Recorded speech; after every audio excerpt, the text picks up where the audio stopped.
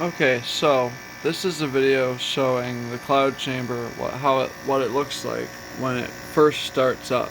I only I only just turned it on now. The temperature hasn't even stabilized, and the voltage regulator that powers the heating elements in the troughs that contain the alcohol haven't even been powered up yet. So this is what it looks like while it's starting up.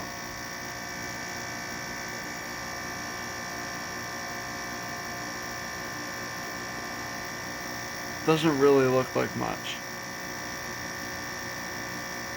Not until it reaches a state of supersaturation.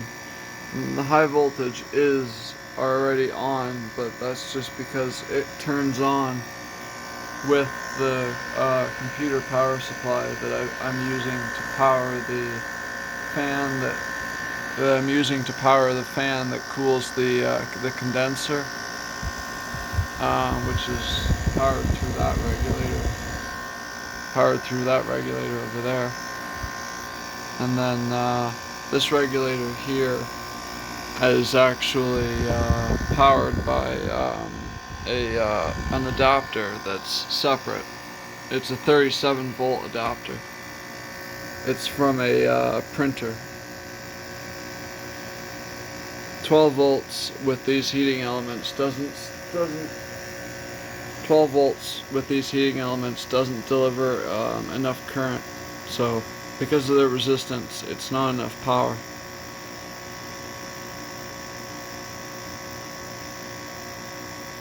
This heating element is designed for 120 volts, not 12. It's designed for 120 volts AC, so at 12 volts DC it'll be running at less than 10% of its rated power.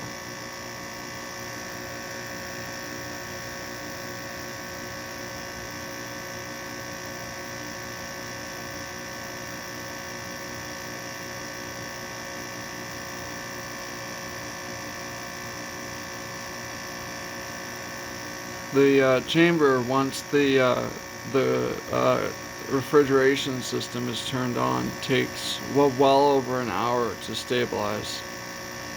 Even though you can see you can occasionally see like wisps of vapor here because of how cold this. I don't know if you can see that on the video, but no, not really.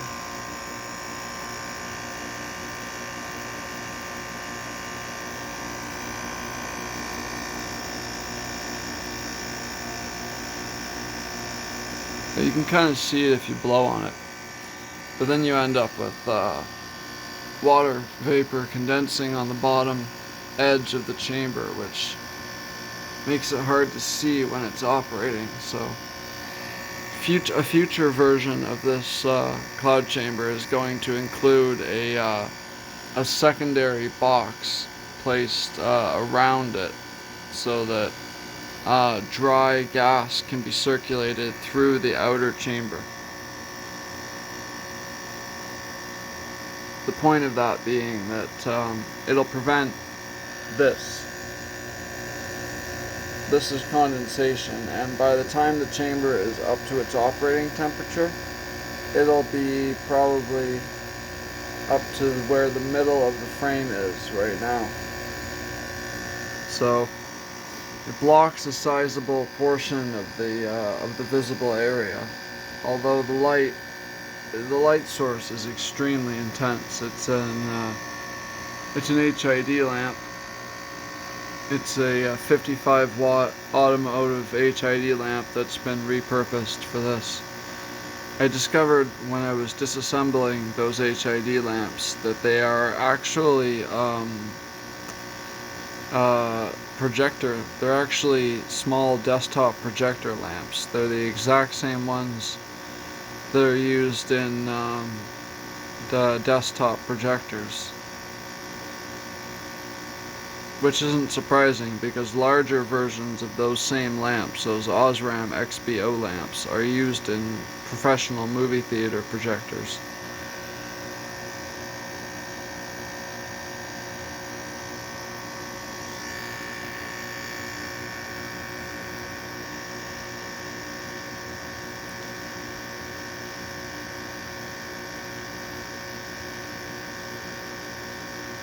So this vapor that's condensing here that you see is actually, this is actually just the vapor that's present in the chamber.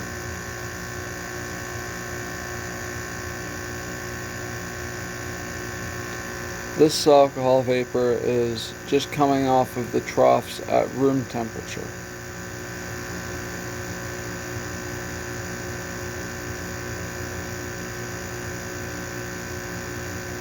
It always looks like it's moving downwards, and it is, but it also always looks like it's moving towards you in this view, but it isn't. It's moving directly downwards. It's just that the light doesn't actually cover the very bottom of the chamber because the center of the bulb is physically, there's a physical obstruction preventing the light from reaching the very bottom, and that's deliberate because the bottom of the cloud chamber is in fact filled with liquid alcohol, which is largely the reason for this additional condensation. The rather thick layer of glass shown here is not a particularly good conductor of heat, so the bottom of the chamber needs to be filled with liquid alcohol to ensure a consistent temperature across the base of the chamber, and for that to actually stabilize, it takes quite some time. There's also a ultraviolet lamp connected to it.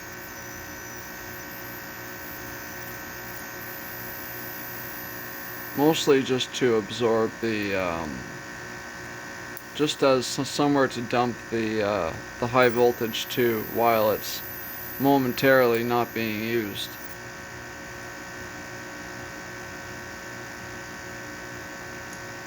That's useful for seeing if particular particle events are it's useful for telling what charge the particles have, because under the presence of a strong electric field, particles of one charge will go in one direction and particles with the opposite charge will move in the opposite direction due to the Lorentz force.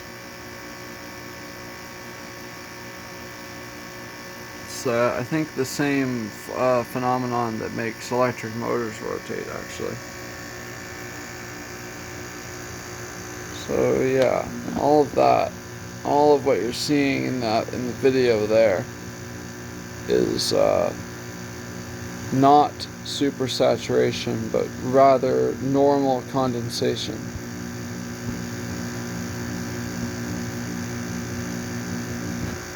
The state of supersaturation required for the chamber to show particle tracks requires that the base be quite a bit colder than it is now, and it requires that a great deal more alcohol vapor be pouring off of the tops of those troughs and going down. It actually fills the bottom of the chamber, and that area that it fills becomes the active region of the cloud chamber where particle tracks can be seen. Of course, in this short video, that won't actually happen because that takes quite some time. However, in other videos that I will be uploading shortly,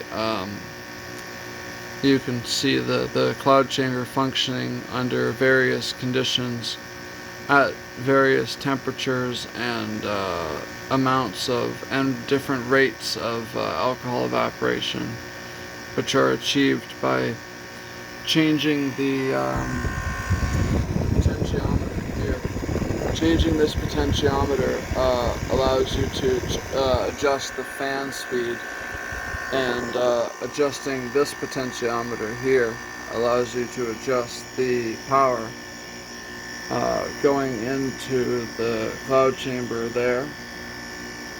There's a little notch cut into the glass. I don't know if it's visible. It's sort of visible. This glass top is actually removable, and yeah, there's actually a notch in the glass where those wires pass through. The top of this chamber was made removable by coating the underside of the glass in olive oil, and then putting a bead of silicone around the top, and then allowing this to fall, allowing this to sit just by gravity, and squish the silicone into a flat shape, so that regardless of the imperfections of the glass cutting work, as long as it's ground down enough with these diamond grit wheels that you can buy on eBay or Amazon. They're pretty cheap. They're for a Dremel. You can grind it flat as you can, and then use the silicone to fill in the differences, and then coat the underside of this top plate in oil and push it down. And then when the silicone is almost done setting, you need to, without lifting it like that, you need to slide it off like that with the oil, and then you need to carefully remove it, and then you need to repeat that process 1 or 2 times, because gaps will form. There will be more videos uploaded in the days to come of the cloud chamber operation, and if there's enough interest, I will be uploading a video where a new cloud chamber will be constructed out of this, which is a brand new